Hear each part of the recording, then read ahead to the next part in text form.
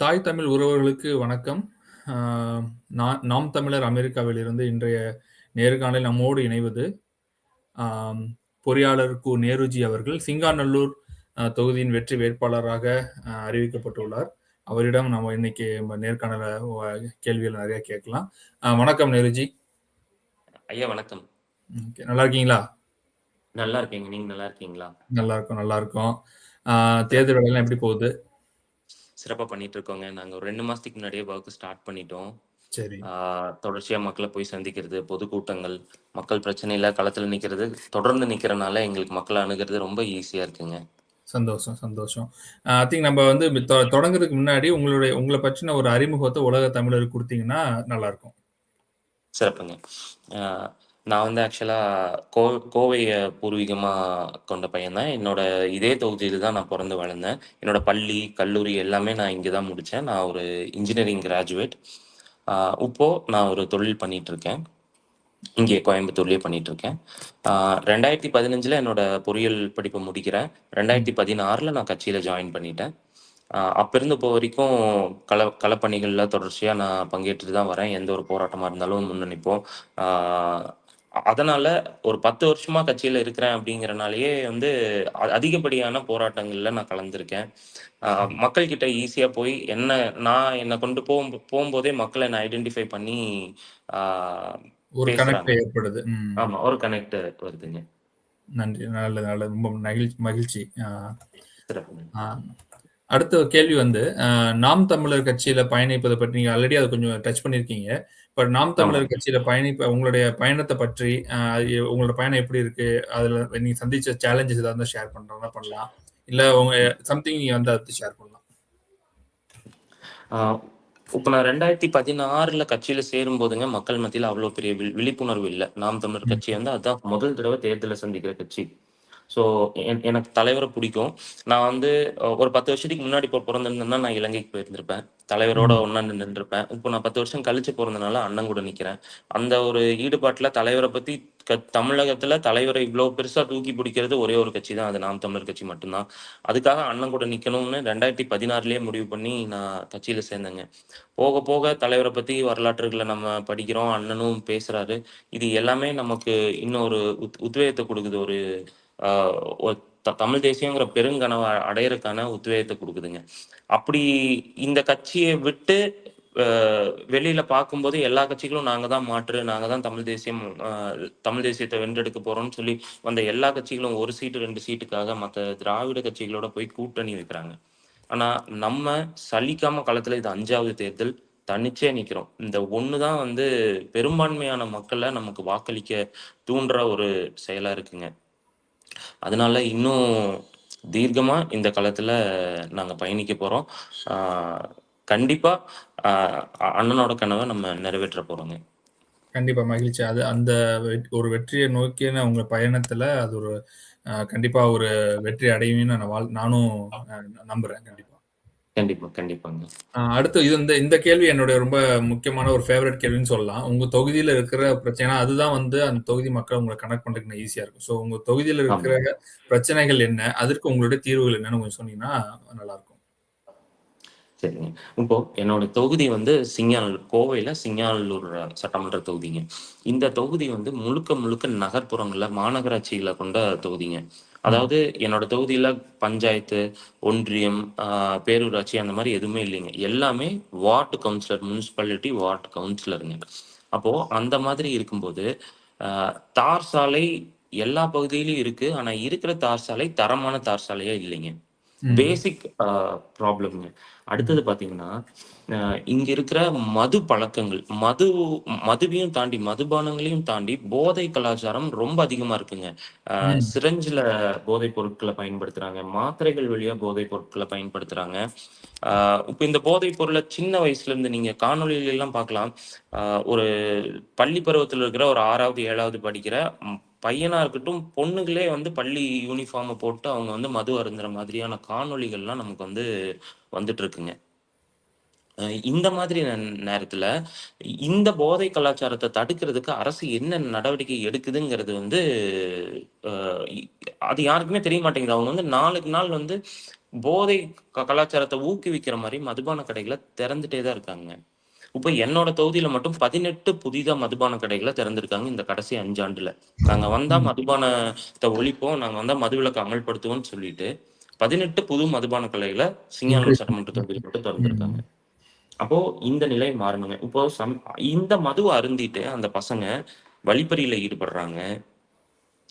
ஒரு சில இடங்கள்ல வந்து ரேப் எல்லாம் கூட நடக்குதுங்க. சமீபத்துல கோவை ஏர்போர்ட்டுக்கு பேக் சைடு ஒரு பொண்ண 3 பேர் சேர்ந்து கூட்டு பாலியல் வன்புணர்வு செஞ்சாங்க. அது ஏன் அப்படி நடக்குதுன்னு ஒரு 3 மாசத்துக்கு முன்னாடிங்க நாங்க போய் கள ஆய்வு பண்ண போகும்போது, அங்க வந்து ஒரு இல்லீகலா ஒரு மதுபான கடை இருந்தது.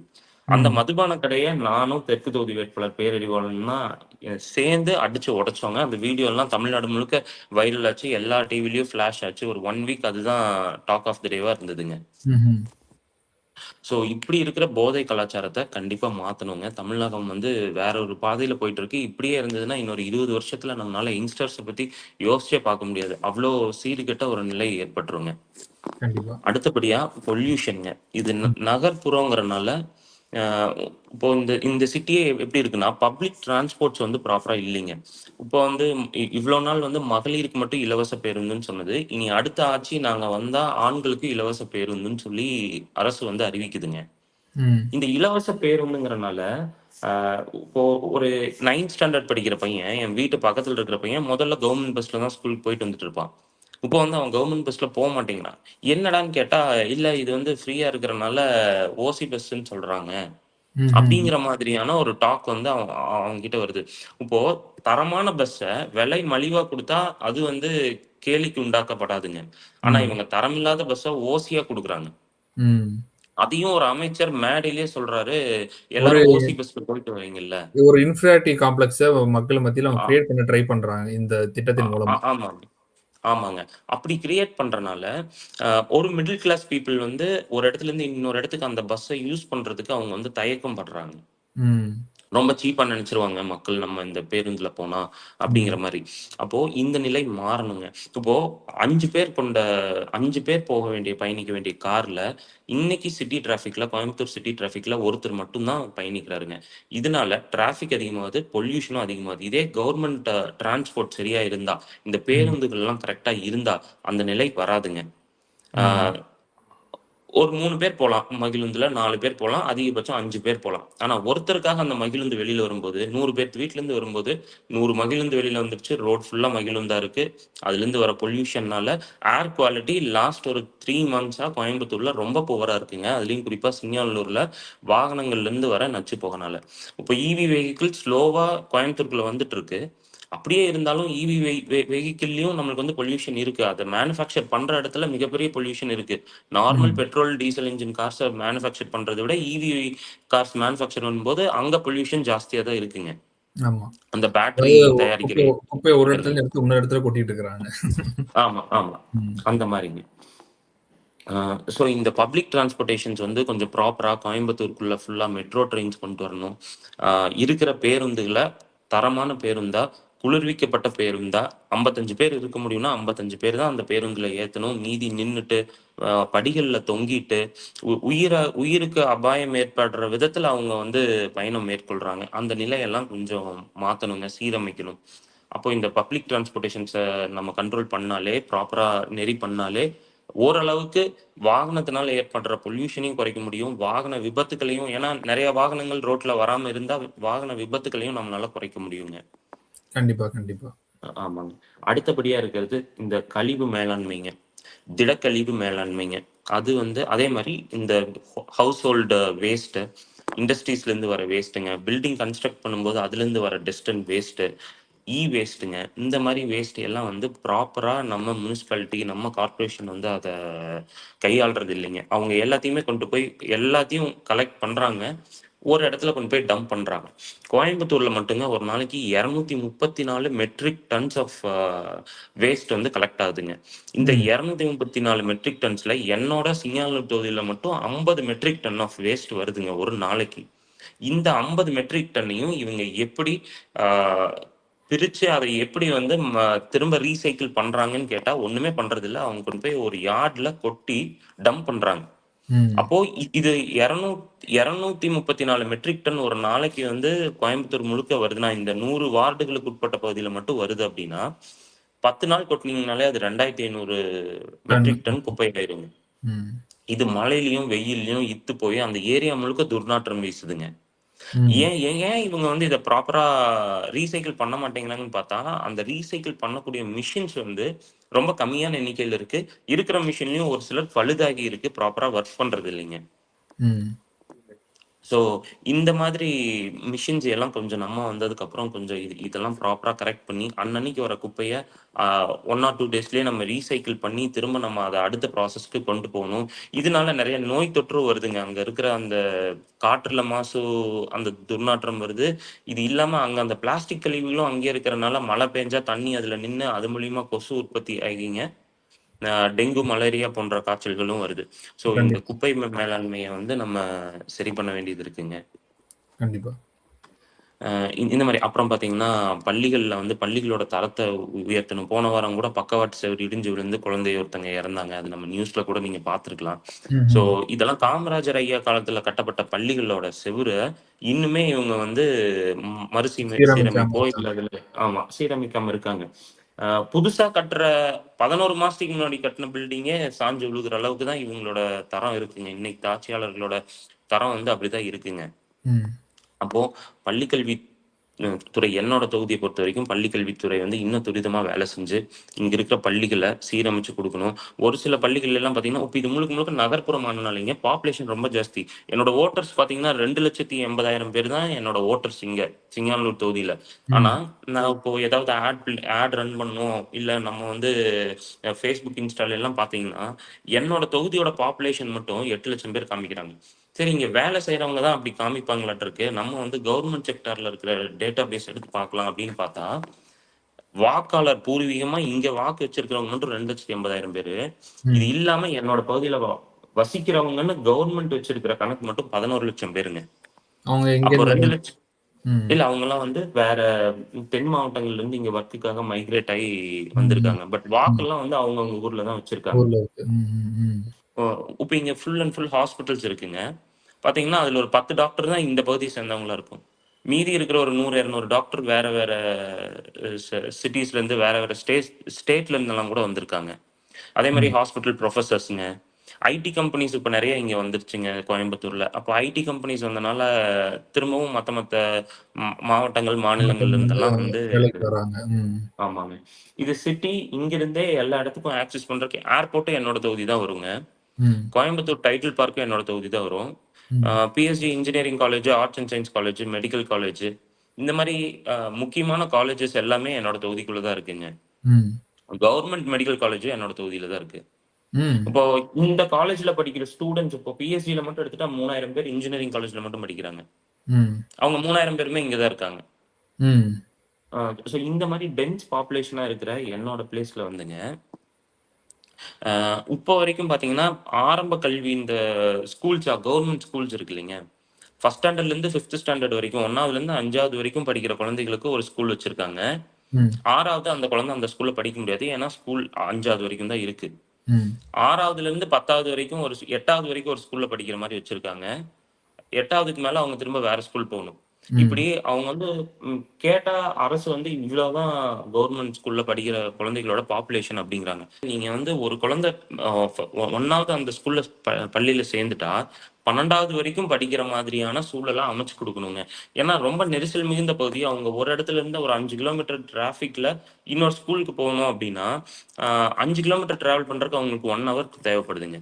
இன்னைக்கு ம். இருக்கிற டிராஃபிக்ல. இப்ப இதனாலயுமே அவங்களோட பொல்யூஷன் அதிகமாகுது, அவங்களோட நேரம் விரயமாகுது, அ விபத்துக்கள் ஏற்படுறதுக்கும் வாய்ப்புகள் இருக்குங்க. புரியுது. அப்போ ம். ஸ்கூலோட பள்ளி கல்வித்துறை வந்து ஸ்கூலோட எண்ணிக்கைகள அதிகப்படுத்தணும். ஆ அப்படிங்கிறது ஒரு கோரிக்கையா இருக்கு. நெறைய பள்ளிகள்ல ஆசிரியர்களே இல்லைங்க. இருக்கிற ஆசிரியர்கள அ நிரந்தர பணியாளர்களா இல்லாம, அவங்கள வந்து கான்ட்ராக்ட் பேஸ்ட்ல வேலைக்கு எடுத்திருக்காங்க. அந்த மாரி ஆட்களுக்கு வந்து நம்ம நிரந்தர பணியா அமைச்சு குடுக்கணும். நிரந்தர பணியா அமைக்கும்போது அவங்களுக்கு ரூ. 1,00,000 ரூ. 1,25,00,000 சம்பளம் குடுக்கணும்னு, வெறும் 10,000 15,000க்கு கான்ட்ராக்ட் பேஸ்ட்ல வேலைகள் எடுத்து இந்த அரசு வந்து அவங்ககிட்ட வேலை வாங்குதுங்க. ம். இந்த மாதிரி நிலையெல்லாம் கொஞ்சம் மாற்றணுங்க. கண்டிப்பா. மருத்துவமும் அதே மாதிரி தான். என்னோட தொகுதியில் வந்து இஎஸ்ஐ ஹாஸ்பிட்டல்னு ஒன்று இருக்குங்க.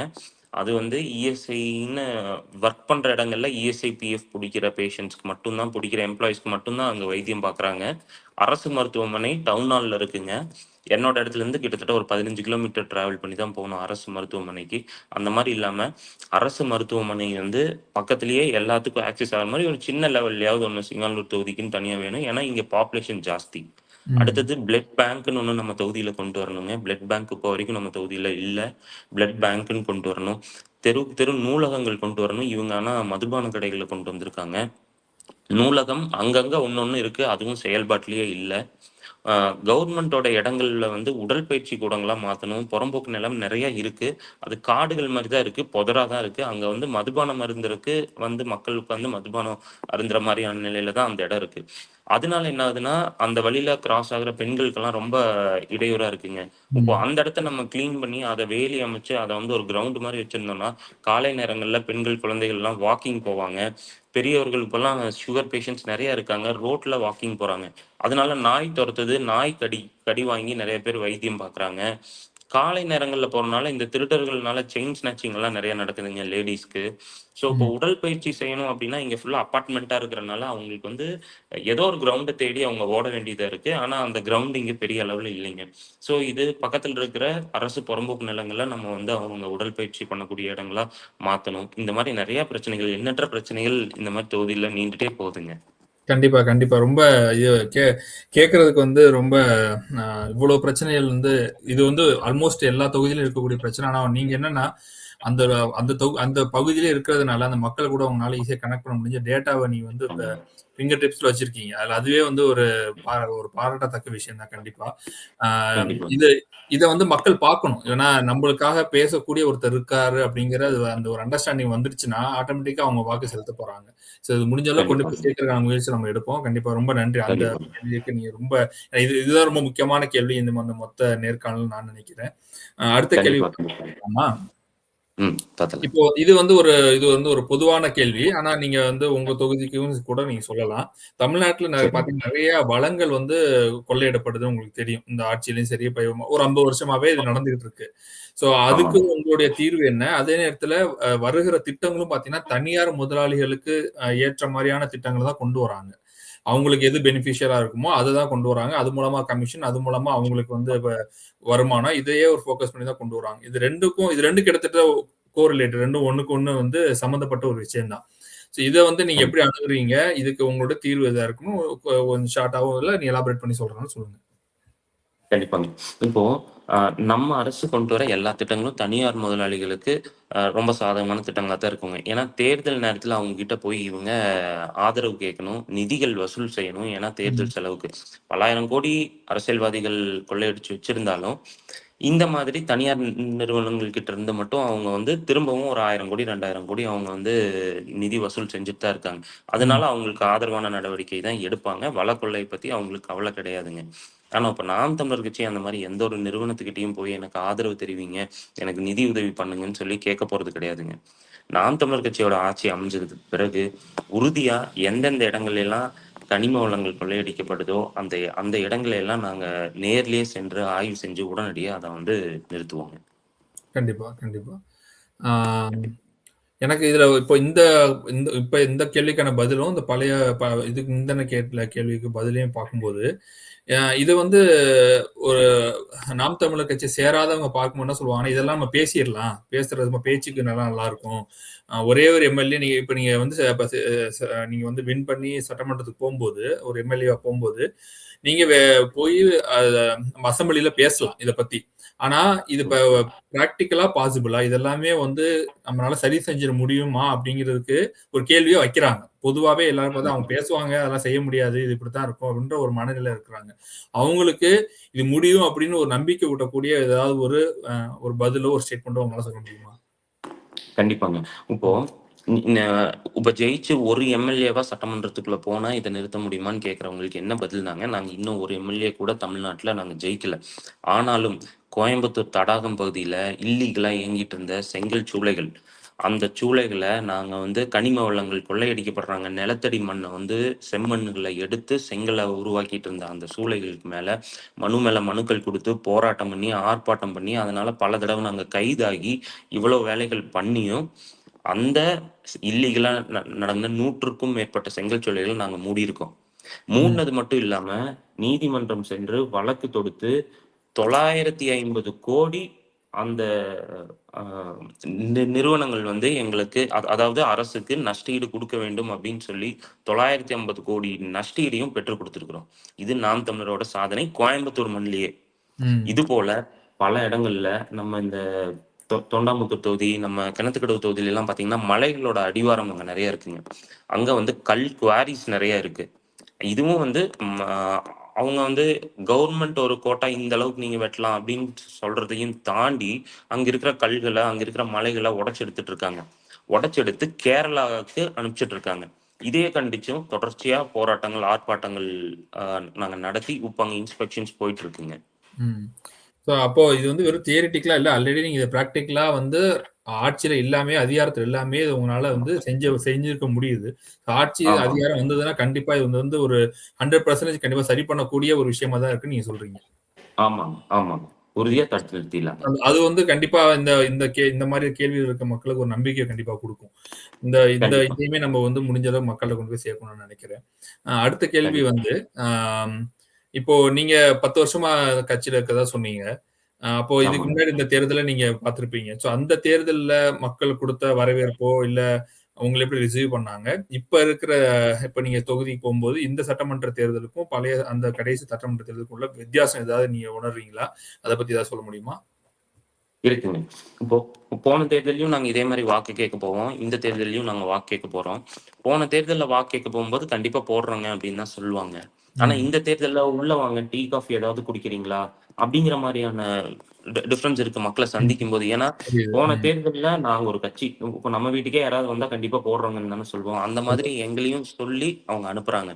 ஆனா இந்த தேர்தல்ல அவங்க வந்து போன தேர்தலையும் அவங்களுக்கு ஒரு ஓட்டுக்கு வந்து 2000 ரூபாய் கொடுத்தாங்க. அதுக்கு முன்னத்த தேர்தல்ல, அதாவது இப்போ கடைசியா நடந்த உள்ளாட்சி தேர்தல்ல டிஃபன் பாக்ஸ், கொலுசு, இந்த மாதிரியான வேலைகள், ஹாட் பாக்ஸ் எல்லாம் கொடுத்துதான் ஓட்டை வந்து அவங்க விலைக்கு வாங்குறாங்க.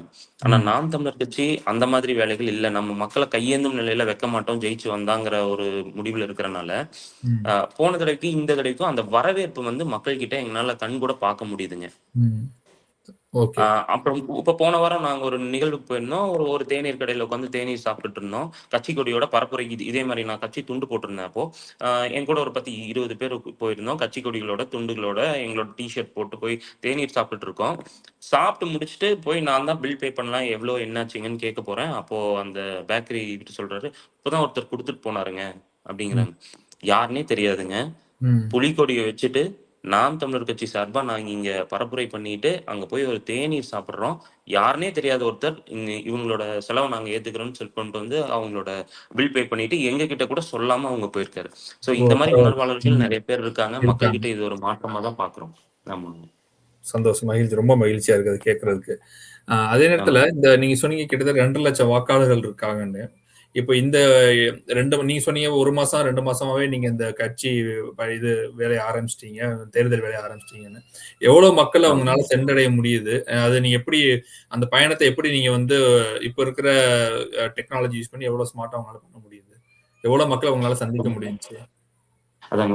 இப்ப நாங்க வந்து என்னோட தொகுதியில மொத்தம் 19 வார்டு இருக்குங்க.